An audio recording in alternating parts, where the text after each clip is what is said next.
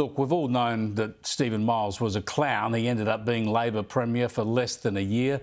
Miles was a former union official who did his PhD on unionism, and he served as Health Minister and Deputy Premier and then Premier. But he leaves Queensland with a mountain of debt and a huge juvenile crime problem, while he leaves the rest of us bemused by his giggling and bizarre performances.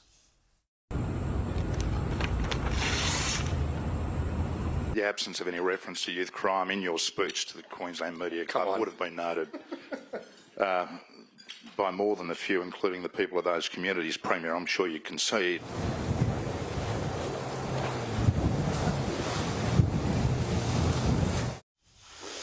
Given what we've come to see now, I guess it's only fitting that Miles spent his last night as Premier again denying reality.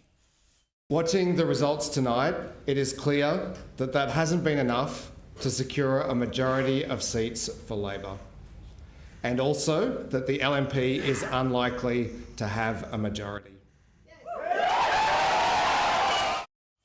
Really? That was ridiculous at the time and is exposed as delusional now, of course.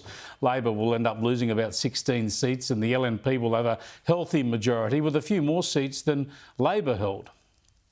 Tonight, Queenslanders have voted for hope over fear. They have voted for a fresh start and they have voted for a majority LNP government. David Crisafulli won a resounding victory. Resisting calls for a more radical agenda, he took a modest plan to the people with a clear focus on law and order, and he ran a pretty uneventful and low-risk campaign. He's already sticking by his anti-nuke policy that puts him at odds with fellow Queenslander Peter Dutton.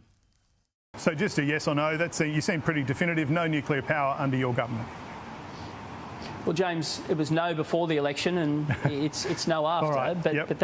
But I think that's what people want to see from me. Now, that doesn't mean that I won't be respectful in the way that I discuss that. And I want to reset the relationship with Canberra to one of respect, but also being forceful and putting forward our point of view.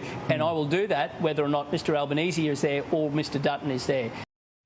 Well, what else could he say on day one, I guess? If Dutton and the coalition can win federally, then it will be time to revisit that topic. The trouble is that in the meantime, this policy difference will be used to undermine the coalition nuclear plan.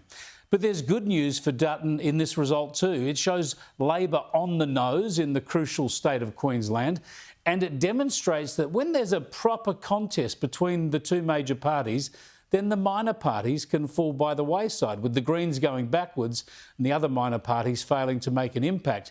Dutton has sharpened the choice between the coalition and Labor federally, and a polarised electorate just might mean fewer voters turning to the Greens and the Teals, crucially, which can only be a good thing for the coalition.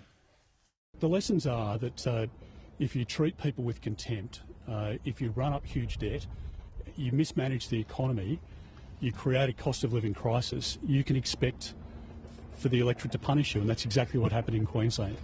I think it's what's going to happen at a federal level as well, because the Prime Minister has promised a lot for Australians and he's delivered nothing.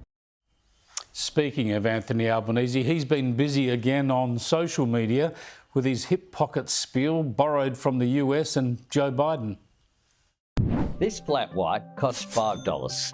And this one cost $5.10. Why?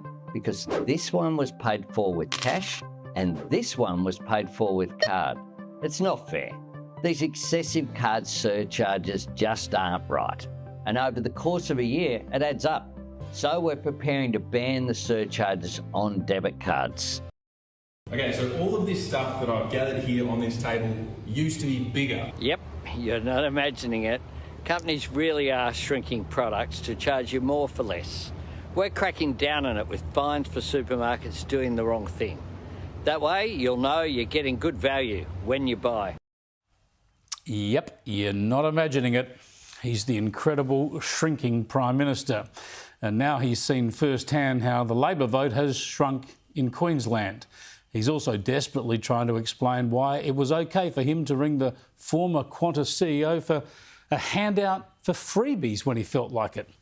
It's going to be a rocky ride to the federal election about 6 months away.